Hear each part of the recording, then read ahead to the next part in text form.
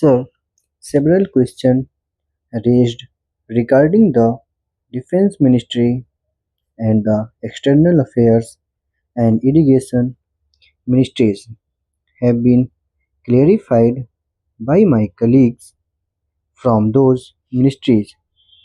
My task, therefore, has been simplified to that extent. Before I go to the question financial and economic raised by honorable members, I should like to clarify one or two points which are more administrative than economic or financial. One of them was raised by my honorable friend. He raised the question about the requirement and by the assistant superintendent's departmental competitive examination, and particularly about the examination held in 2010.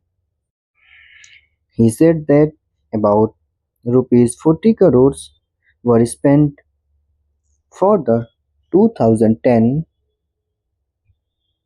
examination, and later it was declared that no vacancies were available. He therefore suggested that a definite procedure should be there and the examination should be held according to the vacancies declared in advance, and all persons who have qualified in that examination should be eligible for promotion or for appointment. Sir, I do not know whether the honorable member knows how these vacancies are filled. He probably refers to the section officers grade in the Central Secretariat Service. This is filled 50% by direct requirement and 25% by departmental competitive examination, open to open to the assistant, i.e. the next lower grade, and the rest 25% by promotion of the assistants on the basis of seniority subject to fitness. The examination, therefore, that he was referring to was a departmental competitive examination for filling 25% of the vacancies. It takes about 1 year for the Union Public Service Commission to declare the results of the examination. From the time they take up the question of the examination, it is not therefore possible to declare the number of vacancies to be filled in from the very beginning. To declare them just when the results are out is more realistic, and that is what is done. Sir, if the examination is very treated as qualifying examination, the number of persons who will thus become eligible for appointment will be quite unrelated to the number of vacancies to be filled in, and then the very situation which the honorable member wishes to avoid would arise. It would not then be possible to hold any of the examinations at regular intervals, and promotions against this quota would become very fitful. The honorable member also suggested that the rules are requirement and promotion, etc., should be uniform for all ministries, whatever, whether participating in the Central Secretariat service scheme or not.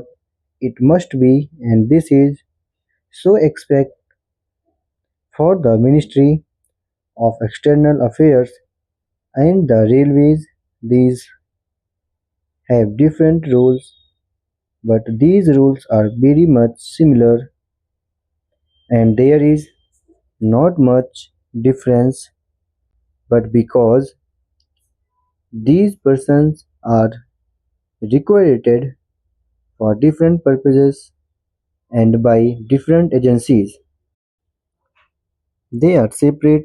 Therefore, his purpose in saying that there should be uniformity is almost carried out. The only difference is that the Ministry of Home Affairs does not control the service in these two ministries. Then, sir, questions were raised about backwards areas and the backward states, and also about the city of Kolkata. If the budget is properly scrutinized, it would be found that assistance is provided for the states, particularly the backward states, and the Finance Commission, which as the overall requirements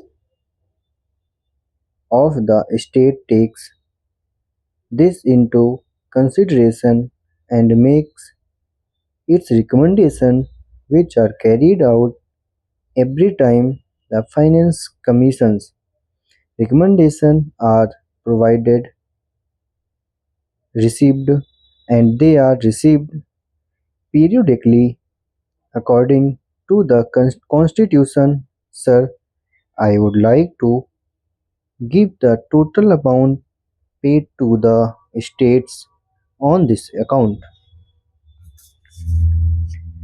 The main objective of planning is to create conditions in which living standards are raised in a sufficiently reasonable level and all citizens are given full and equal opportunity for growth and service.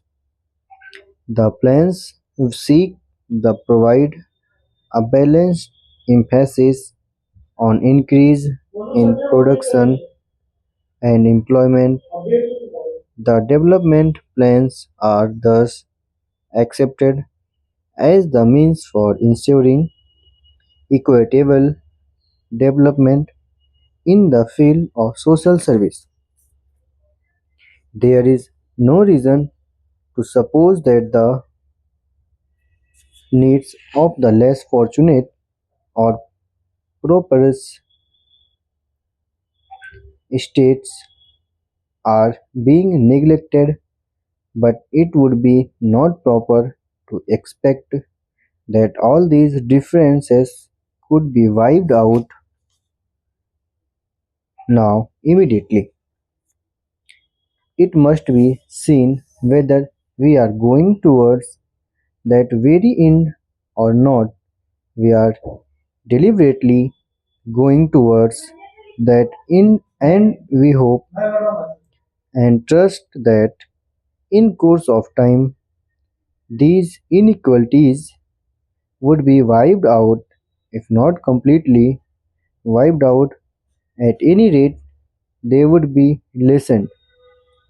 My honorable friend complained about inadequate provision included in the plan for meeting the growing requirements of the city of Calcutta, where, where even the basic service like water supply, sewage disposal, and drainage were not being augmented. and that the central government was not enthusiastic about solving these difficulties. Thank you.